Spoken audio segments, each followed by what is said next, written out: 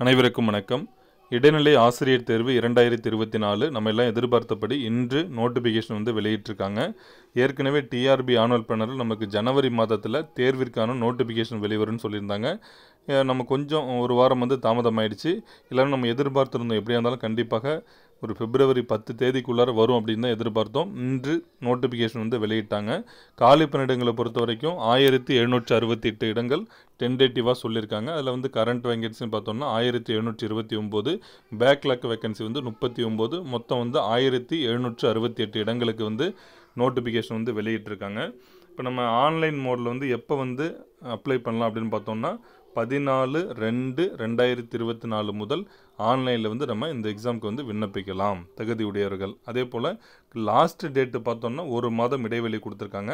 15/3/2024 வரைக்கும் நம்ம ஆன்லைனில் அப்ளை பண்ணலாம். எக்ஸாம் டேட்டை பொறுத்த வரைக்கும் ஓஎம்ஆர் பேஸ்டு தான். நம்ம இப்போ சமீபத்தில் நடைபெற்று முடிந்த யூஜிடிஆர்பி அதாவது பிடி பிஆர்டி எக்ஸாம் நடந்தது. அதுவுமே ஓஎம்ஆர் பேஸ்டு தான் டெஸ்ட் வச்சுருந்தாங்க. இப்போ இந்த தேர்வுமே ஓஎம்ஆர் பேஸ்டு டெஸ்ட்டு தான். நமக்கு டென்டேட்டிவாக எக்ஸாம் டேட் எப்போ கொடுத்துருக்காங்கன்னு பார்த்தீங்கன்னா 23/6/2024 கொடுத்துருக்காங்க. அதில் டீட்டெயில்டாக எல்லா வேக்கன்சியுமே நம்ம தெளிவாக கொடுத்துருக்காங்க.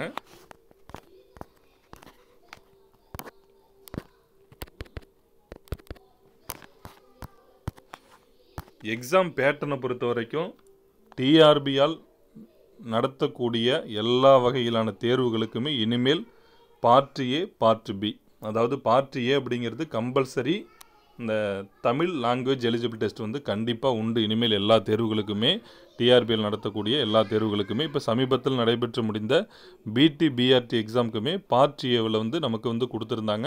அதே போல் தான் இதுலேயுமே நம்மளுக்கு இன்ஸ்ட்ரக்ஷன் கொடுத்துருக்காங்க பாருங்கள். மொத்தம் பார்த்தோன்னா நம்மளுக்கு அதுக்குன்னு தனியாக அரை மணி நேரம், மொத்தம் நம்ம பரீட்சை 3.5 மணி நேரம் எக்ஸாமு, 3 மணி நேரம் இல்லை. இப்போ இந்த தமிழ் எலிஜிபிள் டெஸ்ட்டுக்கும் ஒரு அரை மணி நேரம், மொத்தம் 3.5 மணி நேரம் நமக்கு ஒரே ஓஎம்ஆர் ஷீட்டு தான் கொடுப்பாங்க. தமிழில் மொத்தம் 30 வினாக்கள் கேட்பாங்க. 30 வினாக்கள் இருக்கும். அதில் முதல் 20 வினாக்களுமே 2 மதிப்பெண் வினாக்கள். 2 மதிப்பெண் வினாக்கள்னால் அதுவுமே அப்ஜெக்டிவ் டைப்பு தான். 4 விடையில் ஒரு விடை நம்ம தேர்வு செய்யணும், அவ்வளவுதான். மற்றபடி எழுதுறதெல்லாம் எதுவுமே கிடையாது.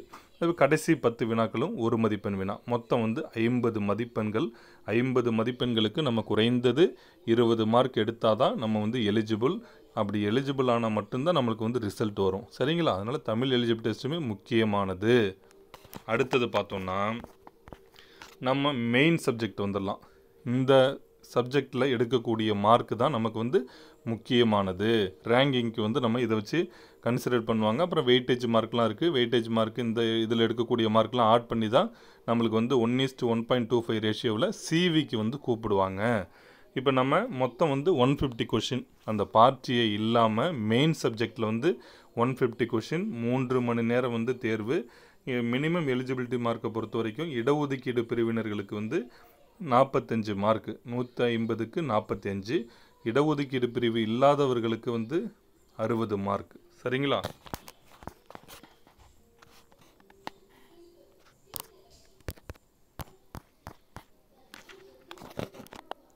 அதில் கொடுத்துருக்காங்க பாருங்கள். The question paper will be based on the syllabus. இந்த டிஆர்பி வெப்சைட் ஏற்கனவே கொடுத்துருந்தாங்க. கெசட்டி நம்பர் 122 கொடுத்துருந்தாங்க. அதுதான் கொடுத்துருக்காங்க தெளிவாக. அதில் என்ன அப்படின்னு கேட்டிங்கன்னா ஃபஸ்ட்டு முதல்ல நம்ம ஏற்கனவே சொன்னது போல தான் 5 பாடங்களுமே உண்டு. தமிழ், ஆங்கிலம், கணிதம், அறிவியல், சமூக அறிவியல்.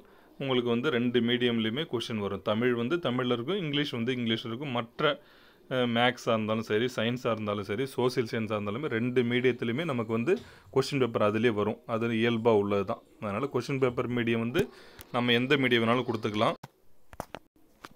நம்ம 5 சப்ஜெக்ட்டுமே நமக்கு கொடுத்துருக்காங்க. நம்ம முதல் வகுப்பிலிருந்து 10ஆம் வகுப்பு வரைக்கும் முடிந்தது. ஒரு சில டாபிக் 11, 12 தேவைப்பட்டதுன்னா நம்ம பார்த்துக்கணும். நம்ம படிக்க வேண்டியது நிறைய இருக்குது. ஜூன் மாதம் தான் தேர்வு வச்சுருக்காங்க அப்படின்னு அலட்சியப்படுத்த வேணாம். சரிங்களா?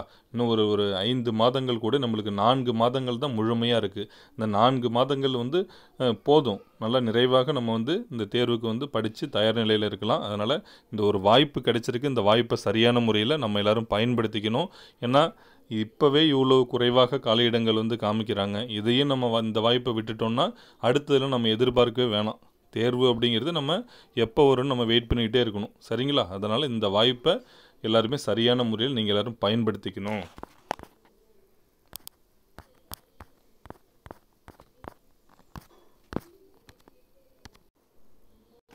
சரி, அடுத்தது முக்கியமாக நமக்கு வந்து குவாலிஃபிகேஷன் வந்து என்னென்ன அதில் கொடுத்துருக்காங்க அப்படிங்கிறத நம்ம பார்த்துக்கலாம்.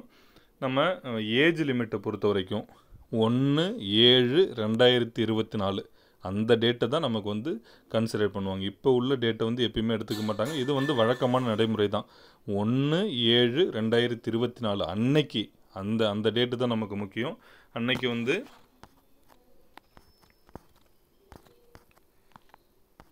53, அதாவது இடஒதுக்கீடு அல்லாத பிரிவினர்களுக்கு வந்து 53ம், இடஒதுக்கீடு பிரிவினர்களுக்கு வந்து கம்யூனிட்டிக்குள்ளார இருக்கிறவங்களுக்கு 58 வயது வந்து தாண்டி நிறைவடைஞ்சிருக்கக்கூடாது. எப்போ?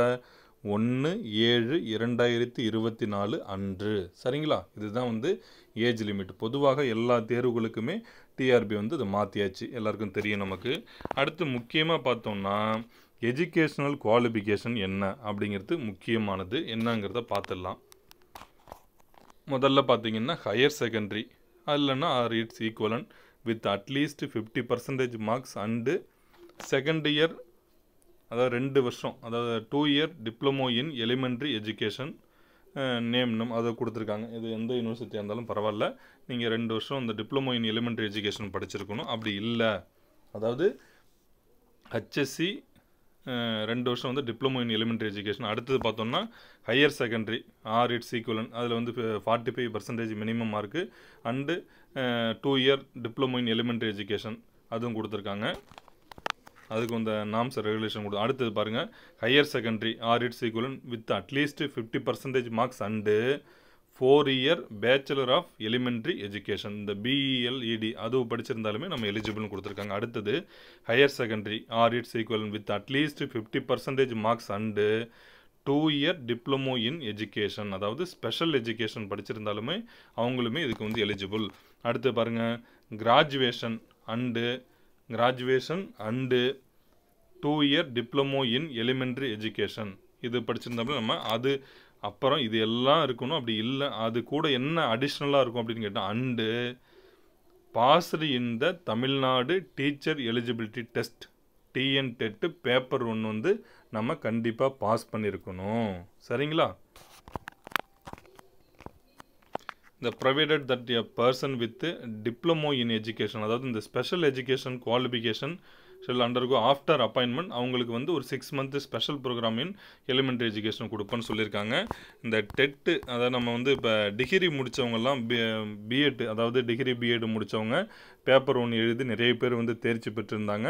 அவங்களுக்கு வந்து இதில் வந்து எதுவும் இந்த எலிஜிபிலிட்டி கிரிட்டேரியாவில் எதுவுமே கொடுக்கல.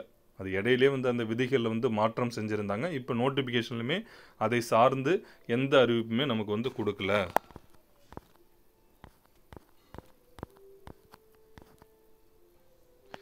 இதுதான் வந்து நமக்கு வந்து கொடுத்துருக்கிறது. என்னென்ன சான்றிதழ் வேணும் அப்படிங்கிறதுல நம்ம டீட்டெயில்டாக உங்களுக்கு வந்து நம்ம தனியாக வந்து செப்பரேட்டாக வீடியோ கொடுக்குறோம். நான் மீண்டும் சொன்னது போல் இப்படி ஒரு வாய்ப்பு கிடைச்சிருக்கு. இந்த வாய்ப்பை எல்லாருமே சரியான முறையில் நீங்கள் எல்லோரும் பயன்படுத்திக்கணும். நம்ம சேனலை தொடர்ந்து ஃபாலோ பண்ணுங்கள். உங்களுக்கு நிச்சயமாக ஒரு படிப்பதற்கான ஆர்வம், ஒரு ஐடியாஸ் வந்து நிச்சயமாக என்னால் கொடுக்க முடியும். அனைவருக்கும் நன்றி.